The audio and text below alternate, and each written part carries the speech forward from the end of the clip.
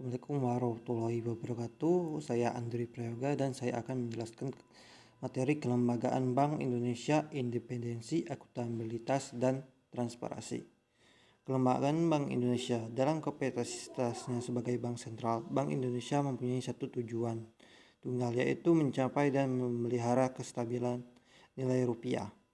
Kestabilan nilai rupiah ini mengandung dua aspek, yaitu kestabilan nilai mata uang terhadap barang dan jasa, serta kestabilan terhadap mata uang negara lain. Aspek pertama mencermin pada perkembangan laju inflasi, sementara aspek kedua tercermin pada perkembangan nilai tukar rupiah terhadap mata uang negara lain.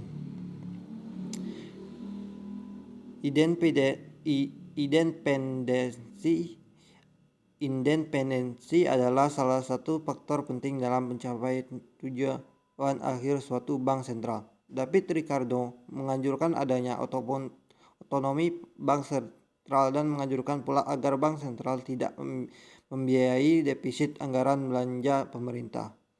Independensi bank sentral mulai banyak diterapkan dan diperkuat dengan undang-undang di berbagai negara sejak tahun 90-an. Secara umum, independensi didefinisikan sebagai kebebasan dari pengaruh, instruksi atau pengarahan atau kontrol dari pihak atau pihak yang lain. Jika diterapkan pada bank sentral, Meyer dari tahun 2000 mengartikan independensi sebagai kebebasan dari pengaruh, instruksi atau pengaruh atau kontrol, baik dari badan eksekutif maupun dari badan legislatif. Secara umum, sesuai dengan literatur yang berkembang, independensi bank sentral dapat dibedakan dalam 5 aspek di bawah ini. 1. Institusional independensi atau independensi kelembagaan, yaitu kedudukan lembaga bank sentral yang berada di luar lembaga pemerintah dan bebas campur tangan pemerintah dan atau pihak lain. 2. Goal independence atau independensi sasaran akhir, yaitu kebebasan bank sentral dalam menetapkan sasaran akhir kebijakan moneter seperti sasaran inflasi, pertumbuhan ekonomi, atau yang lain sebagai penjabaran dari tujuan yang ditetapkan dalam undang-undang. Independensi jenis ini bervariasi dari yang penuh tinggi sampai dengan yang terbatas atau rendah. 3. Instrumen independence atau independensi instrumen, yaitu kebebasan bank sentral dalam menggunakan instrumen moneter dan menetapkan sendiri target operasional kebijakan moneter untuk mencapai sasaran akhir yang diterapkan. 4. Personal independence atau independensi personal, yaitu kemampuan dan kewenangan Dewan Gubernur Bank Sentral sebagai badan pembuat kebijakan untuk menolak campur tangan pemerintah dan atau pihak lain dalam melaksanakan tugas-tugas yang diterapkan undang-undang. 5. Financial independence atau independensi keuangan, yaitu kewenangan yang diberikan undang-undang kepada bank sentral untuk menetapkan dan mengelola anggaran dan aset kekayaannya tanpa persetujuan oleh parlemen. Akuntabilitas dan transparansi. Akuntabilitas dan transparansi.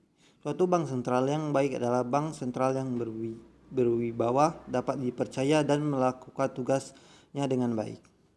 Oleh karena itu, akuntabilitas dan transparansi bank sentral menjadi penting. Akuntabilitas dan transparansi terkait erat. Bank sentral yang lebih transparan akan mempermudah akuntabilitasnya, yang pada akhirnya akan meningkatkan kinerja baik bank sentral menjadi lebih baik.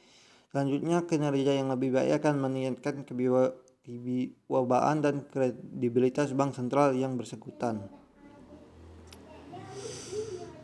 Dalam kaitan ini, transparansi dikelompokkan ke dalam 5 aspek, yaitu keterbukaan mengenai tujuan kebijakan serta sasaran kestabilan harga atau inflasi. 2. Pengungkapan data, modal, dan perakiraan ekonomi yang digunakan bank sentral. 3. Informasi mengenai strategi kebijakan dan prosedur pengambilan keputusan internal pada bank sentral.